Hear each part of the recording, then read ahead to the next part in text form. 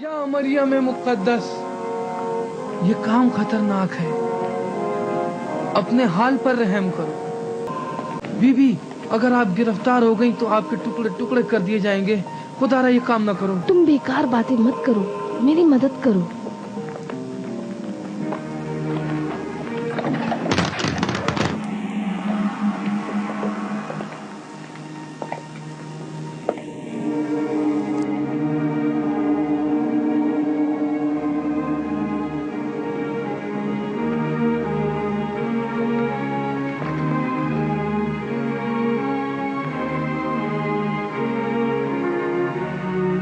میں نے تم کو ریگن کی نگرانی پر لگایا تھا، جبکہ تم نے خدا سے غداری کی اور اس کا ساتھ دیا۔ اگر تمہاری مدد نہ ہوتی تو اس کی عبادت گاہوں تک رسائی نہ ہوتی۔ اب تمہاری سزا موت ہے۔ اس کی کوئی خطا نہیں، اس نے میری اطاعت کی ہے، اسے رہا کر دو۔ یہی اس کی سزا ہے کہ اس نے میرے حکم کے مخالفت میں تمہاری اطاعت کی ہے۔ مار دو اسے۔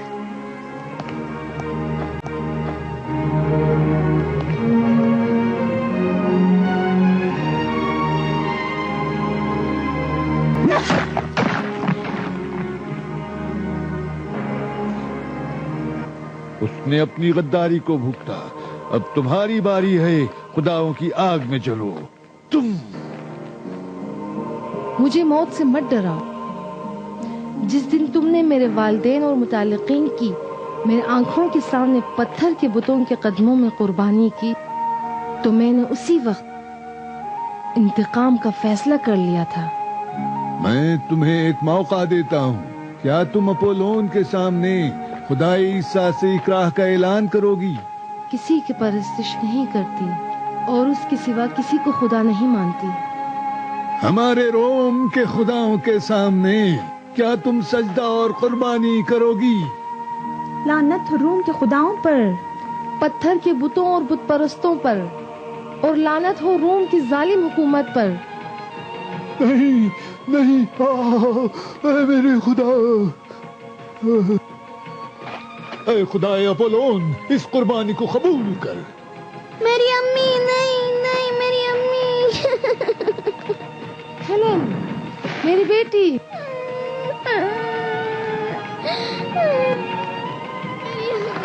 اے طاقتور اپولون، یہ ہے خداؤں سے غداری کرنے کی سزا۔ خدایا، میری امی، میری قربانی قبول کر، اس شرمندہ بندے کو قبول کر۔ الہی، میری بیٹی کو تیرے حوالے کرتی ہوں، میری امی، تو اس کی حفاظت فرما۔ الہی، میں نے بتوں کو تیرے لیے توڑا ہے، امی، تو ہی میری مدد فرما۔ میری ماں جلتی رہی اور میں کچھ نہ کر سکی۔ وہ ایک بہادر عورت تھی۔ میں آپ کے لیے بہت پریشان ہوں، ڈرتی ہوں کہ کہیں اسے آپ کے عقیدے کا پتہ نہ چل جائے۔ مجھے ڈراؤنے خواب نظر آتے ہیں، پتہ نہیں خدا نے کیا مقدر کیا ہے۔ مجھے ڈر لگتا ہے،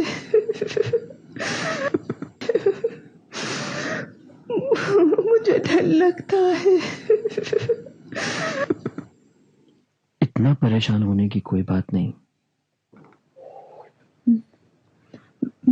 میں نے خواب میں دیکھا کہ دقیانوس نے آپ کو قتل کر ڈالا، مگر آپ زندہ ہیں۔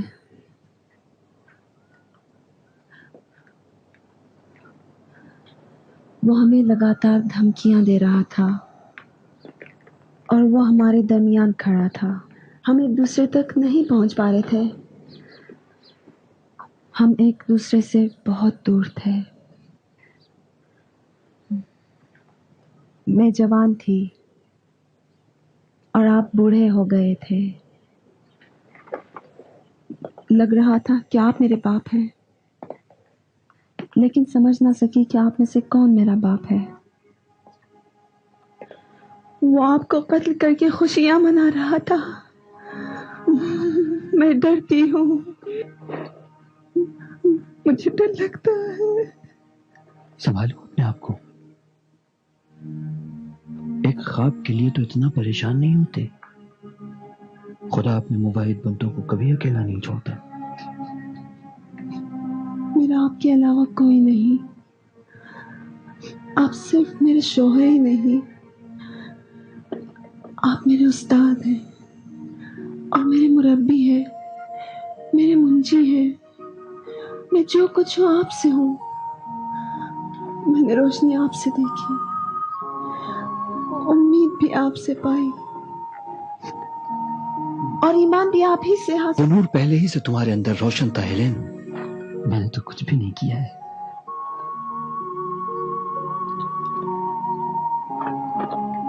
مجھے تم پہ ناز ہے۔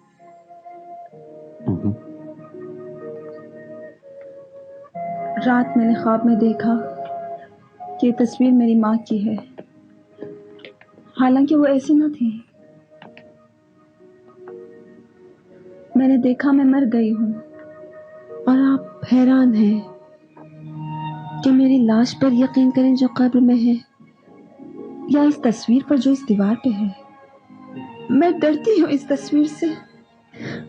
تم کیوں اپنے آپ کو اتنا پریشان کرتی ہو؟ ایک معمولی سی تصویر سے اتنا تو نہیں گھبراتے؟ نہیں اس تصویر کو یہاں سے ہٹا دیں۔ نہیں نہیں نہیں، مجھے اپنی بیوی کی تصویر پسند ہے، میں کسی قیمت میں یہاں سے نہیں ہٹاؤں گا۔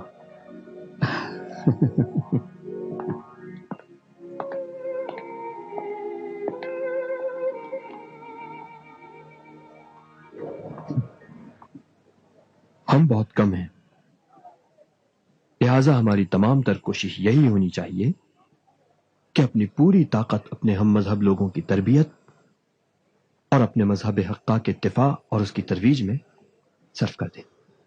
آخر کب تک ہمارے ہم مذہب گروہ گروہ موت کا نشانہ بنتے رہیں؟ آخر ہم خاموش کیوں بیٹھے رہیں؟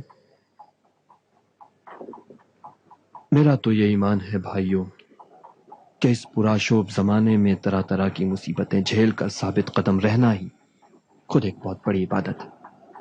اگر آپ لوگوں کو حکومت کے خلاف نہ بھڑکائیں تو عیسائیوں اور رومیوں کے درمیان کوئی جھگڑا نہ ہوگا۔ کیا ہمارے آقا عیسیٰ مسیح نے ہم کو ظالم کی اطاعت سے منع نہیں کیا؟ آپ کو یہ حق نہیں ہے کہ بلا وجہ سے لوگوں کی جان خطرے میں ڈالیں۔ قدرت خدا کی ہے، وہ جس کو بھی چاہے گا عطا کرے گا۔ بس کوئی بھی طاقتور نہیں ہے کہ جس نے اپنے اقتدار کو خدا سے حاصل نہ کیا ہو۔ خداوند اپنی قدرت کو اپنے صالح بندوں اور پیغمبروں کو عطا کرتا ہے۔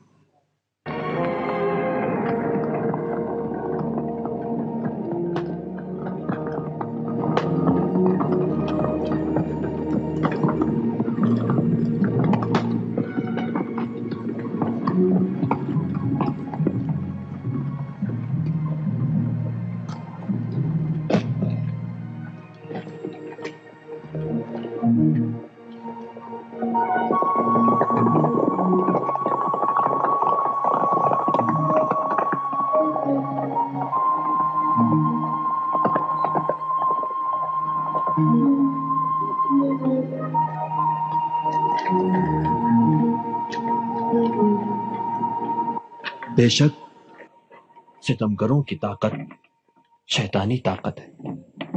لا الہی، کیا ابراہیم و نمرود، موسیٰ و فرعون یا عیسیٰ اور ہیرود کی طاقت ایک ہے؟ سلام مرد خدا۔ تم پر بھی سلام گینس۔ کیسے مزاج ہے؟ عالی جناب میکسیملین کیسے ہیں؟ انہوں نے مجھے آپ کے پاس بھیجا ہے۔ آپ کے چھپنے کی جگہ آشکار ہو چکی ہے، جلد از جلد اس جگہ کو چھوڑ دیں۔ یعنی خطرہ اس قدر قریب ہے؟ جناب میکسیملین بغیر سبب خبردار نہیں کرتے، جلدی کیجیے کہیں دیر نہ ہو جائے۔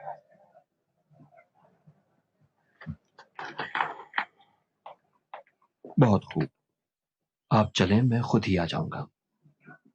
پہلے ان لوگوں کو ودا کر لوں. ان سے کہی کہ احتیاط سے جائیں، ممکن ہے نگرانی کی جا رہی ہو.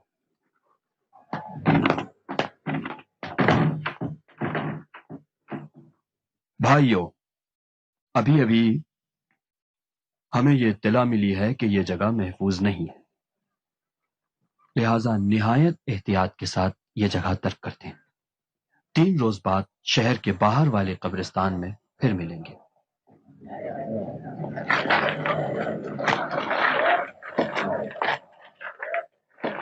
آپ ان کاموں سے لوگوں کو عیسائی مذہب کی تعلیمات کے خلاف بھڑکا رہے ہیں اور ان لوگوں کی جانیں بھی آپ خطرے میں ڈال رہے ہیں.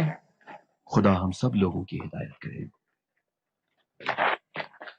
اگر وہاں بھی حملہ کر کے لوگوں کا قتل عام کیا تو کون جواب دہ ہوگا؟ خدا پہ بھروسہ کرنا چاہیے. جو خدا کی مرضی ہو وہی ہوگا. استاد، اگر ضرورت ہو تو آپ کی حفاظت کے لیے میں رک جاؤں؟ نہیں، تم جاؤ، پریشانی کی بات نہیں. خدا بزرگ ہے.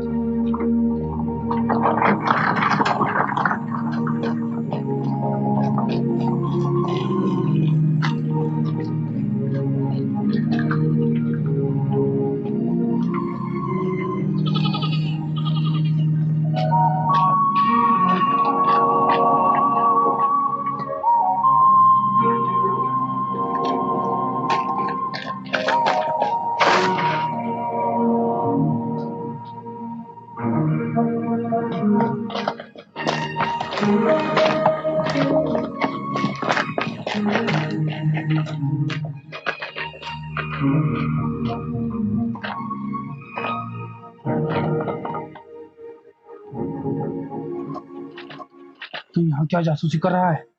ادھر سے گزر رہا ہوں. بلا وجہ دوبارہ تجھے اگر یہاں دیکھ لیا تو زندہ جلا دوں گا. بھاگ جا.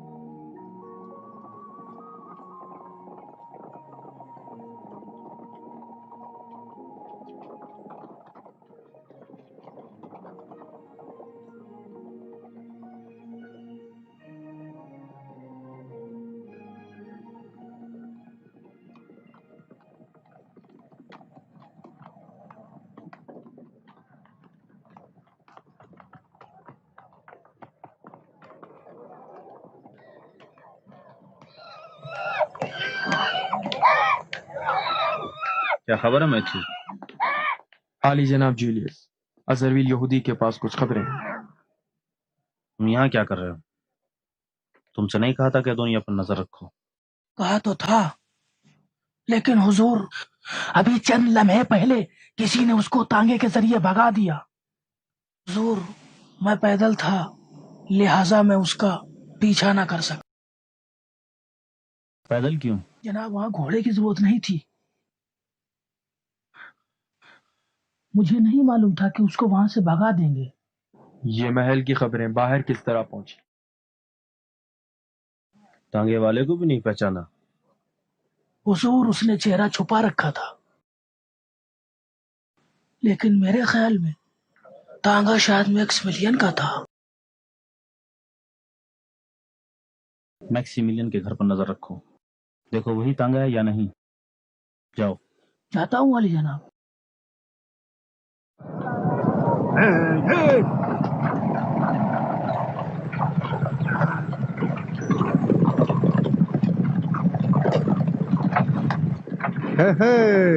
غروب سے پہلے مجھے گھر لوٹنا ہے. آپ پریشان نہ ہو، ابھی بہت وقت ہے. معاف کیجیے عالی جناب، کیا ایک سوال پوچھ سکتا ہوں؟ میتھیوس، تم میرے قریبی دوست ہو، جو چاہے پوچھو. میکسیملین سے آپ کا اختلاف کب اور کہاں سے شروع ہوا؟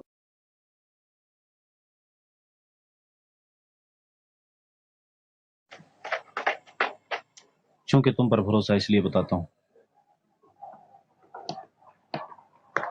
میں برسوں سے ہیلن کو چاہتا تھا، اور یہ بات دقیانوس بھی جانتا تھا، لیکن میکسیملین کے آنے پر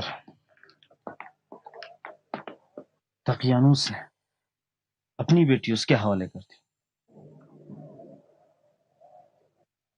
میں نے اسی دن سے فیصلہ کیا کہ ثابت کروں میکسیملین ہیلن کے قابل نہیں ہے، وہ غدار سے زیادہ کچھ نہیں، اور ثابت کروں گا. میں نے اس کے خلاف ثبوت فراہم کیے ہیں کہ جن کی اطلاع دقیانوس کو دوں گا. اگر اس نے توجہ نہ کی تو پھر دوسری اطلاع شہنشاہ ایڈرین کو دوں گا. جناب دقیانوس نے میکسیملین کو آپ پر فوقیت کیوں دی؟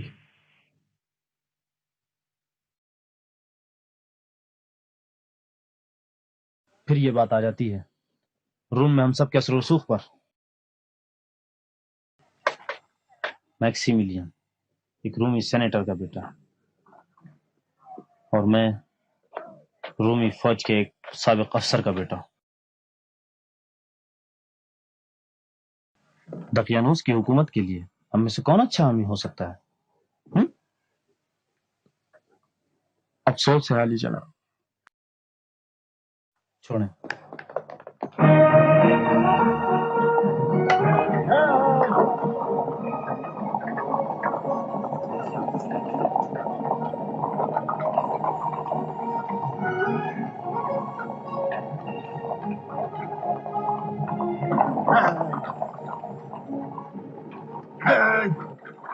ہم کہاں جا رہے ہیں گیلس؟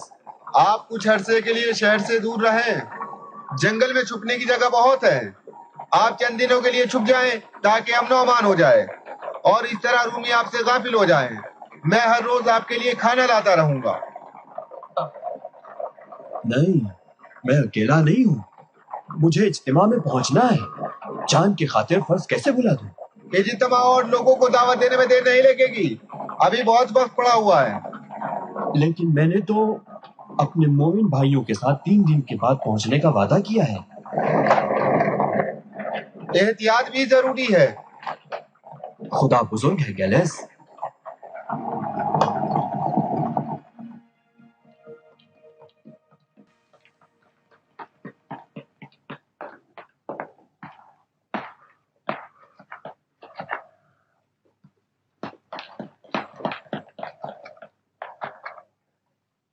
سنو، میں کیا کہنا چاہتی ہوں. کہو، میں سن رہا ہوں. نہیں سن نہیں رہے؟ معلوم نہیں کس دنیا میں ہو. مجھے معاف کرنا ایتھنے. شہنشاہ کی آمد کی خبر نے مجھے ہیجان زدہ کر دیا ہے.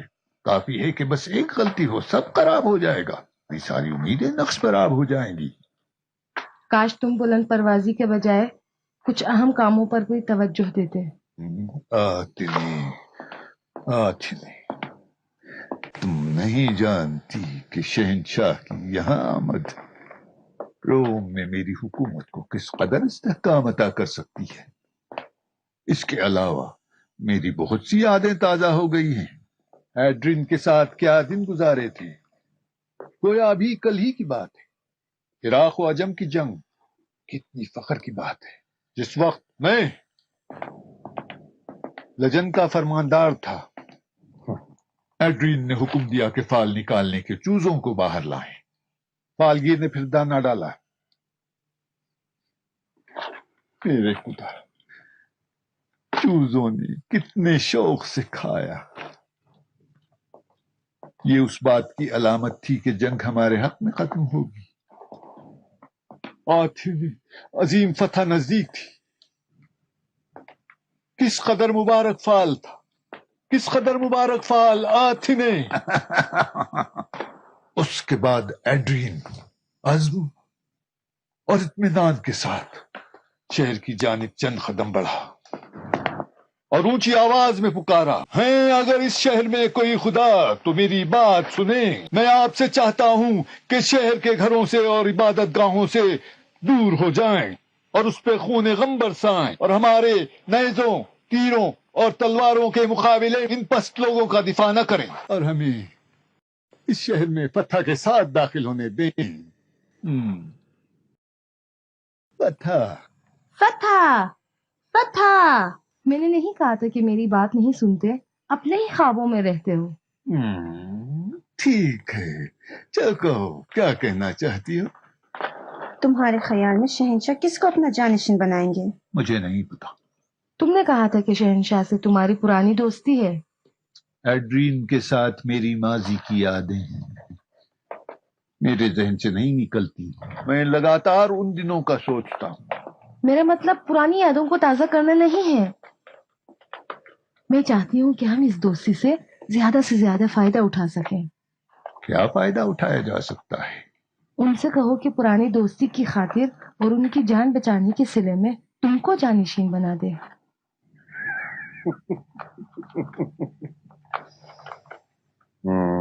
اگرچہ یہ آرزو ایک بلند پروازانہ ہے، بہرحال اس کو پورا کرنے کی کوشش کرنی چاہیے اور اس میں کوئی نقصان بھی نہیں ہے. بلند پرواز کیوں؟ تمہیں اپنے لیاقت پر شک ہے یا شہنشاہ کی دوستی پر؟ کسی پر بھی نہیں. میرا شک روم کی شورا کے فیصلے پر ہے. میرا خیال ہے کہ اگر ایڈرین بھی مان جائیں تو وہ منظوری نہیں دیں گے. لیکن کوئی حرج نہیں، اندھیرے میں تیر ہے. تم نہیں جانتے دقیانوس کتنا مزہ آتا ہے جب میں خود کو روم کی خاتون اول تصور کرتی ہوں. تو میری تجویز ہے کہ تم خود بھی شروع ہو جاؤ. ایڈرین کی بیوی شارون بھی آ رہی، تم اس سے دوستی کرو. بیویاں شوہروں کے فیصلے پر مؤثر کردار ادا کرتی ہیں. اگرچہ میں اس کو دیکھ نہیں سکتی، تمہاری تجویز بری نہیں. مطمئن رہو، میں اس پر عمل کروں گی.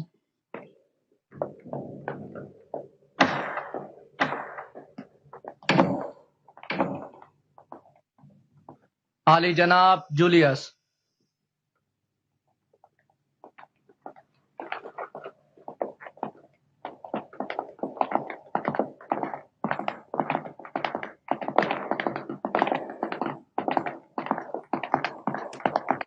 سلام ہو علی جناب دقیانوس پر.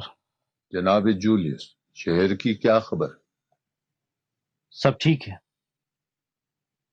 میری واحد پریشانی محل کے اندر سے ہے، کیونکہ اس کی خبریں باہر پہنچ جاتی ہیں.